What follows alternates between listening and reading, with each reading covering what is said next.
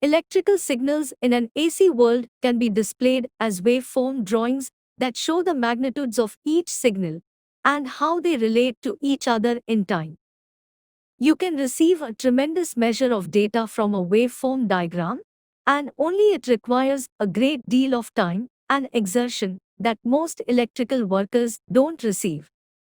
The electrical industry needed the means to interpret the electrical system at a glimpse, so phasor diagrams were given birth. Some people use the term vectors to describe phasors, but you should never confuse the two terms in front of an electrical purist. A vector describes the distance and direction between two fixed objects, like the directions you get from your GPS. This simple map shows three vectors that get you to your car. You can turn right and then left with the horizontal and vertical vectors, or you can walk directly to your car with the resultant vector. Phasors are like vectors except for all phasors on a phasor diagram are rotating at the same frequency. Each phasor on the drawing has a magnitude and an angle.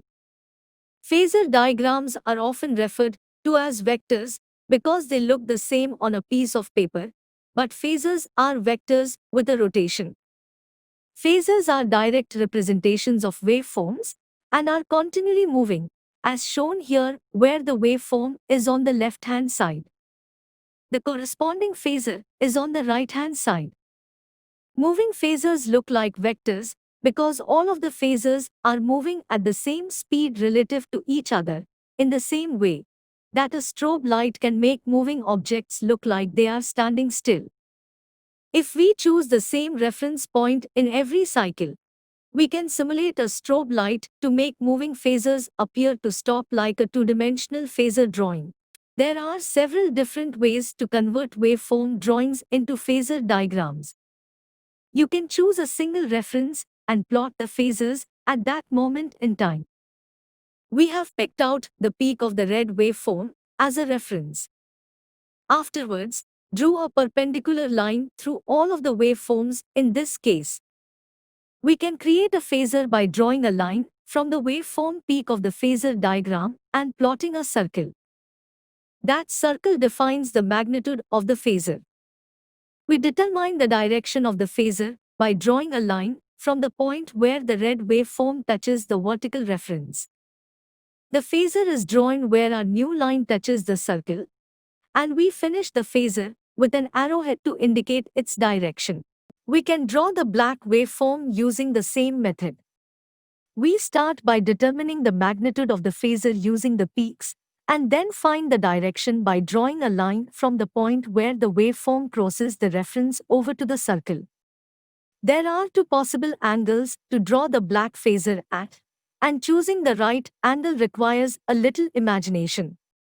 If we let the waveform and final phasor drawing move, you can see that the red waveform crosses the line first, followed by the black waveform, which is then followed by the blue waveform.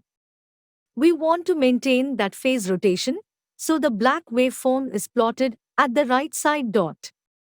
We can repeat the same steps for the blue phasor, which also has two possible locations on the phasor diagram. The black and blue waveforms are not drawn on top of each other, so the blue phasor must be drawn at the empty dot. The second method for plotting phasors from waveforms takes the guesswork out of the phasor positions. If we simplify the waveform and start it moving again, you can see that one full cycle is equal to one full revolution of the phasor. Therefore, one cycle is 360 degrees. If we draw the three-phase waveform again, we can create scales on the waveform and phasor drawings that match one full cycle. Scientists and low-voltage people tend to look at waveform peaks when relating to electrical signals, but high-voltage technicians almost always look at the RMS, or root mean square of the waveform. The RMS of a waveform calculates the area under the peaks, which can be considered the usable energy in an AC system. We can calculate the RMS of a perfect sine wave by dividing the peak by the square root of 2 or multiplying the peak by 0.707. We will use the RMS to determine the magnitude of the red phasor and draw our circle. We can find the direction of the red phasor by looking for the red zero crossing to positive peak, which in our case is 0 degrees. The red phasor is drawn from the origin to 0 degrees and finished with an arrowhead. The black and blue waveforms are drawn using the same procedure. The most confusing aspect of phasor diagrams is that it seems that nobody can agree on what phasor angles to use. Different parts of the world use different color codes, different standard voltages, different CT secondaries, different phase rotations, and different phasor angles to describe the same system. The only thing that the industry seems to agree on is that all phasors rotate counterclockwise. The previous examples showed the system used by mega test sets, PHASOR RTS software, and GESR relays. Here is how you would draw the same phasor using test sets from Manta test systems and Doble.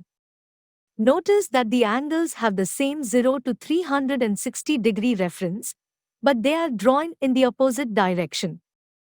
If you generated the following voltages into a GESR relay with a Doble test set, your test set would report these angles, but your relay would report these angles. It looks like you are generating ABC rotation from your test set, but the relay is receiving ACB, or vice versa depending on your background.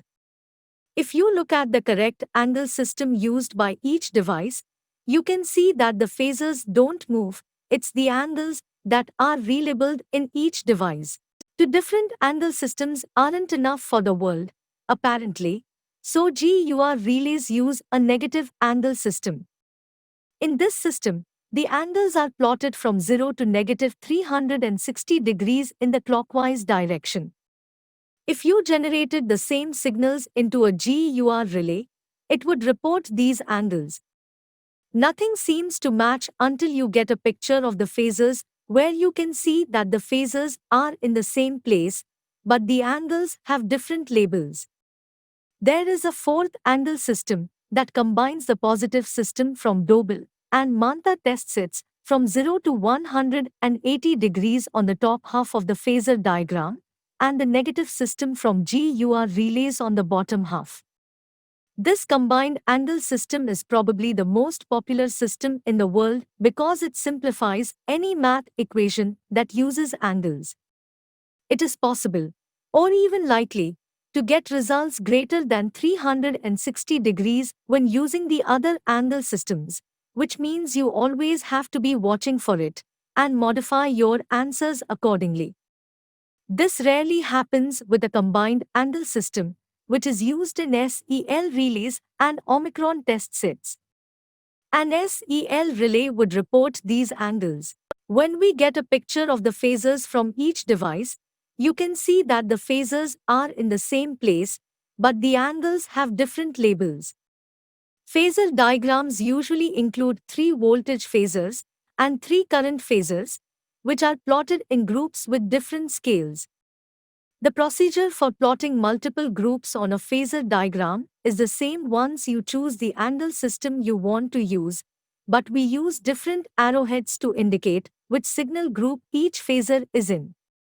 Voltage phasors are typically plotted with open arrowheads, and current phasors are typically plotted with closed arrowheads. It would help if you always had some visual cue when different types of phasors are plotted on the same diagram. It is crucial that relay testers know how to make and interpret phase diagrams using all of the schemes we have identified here, because you can't properly test a relay without understanding the right characters. Do like this video and subscribe to my channel. Hope to see you again. Visit us at www.sagelin.com.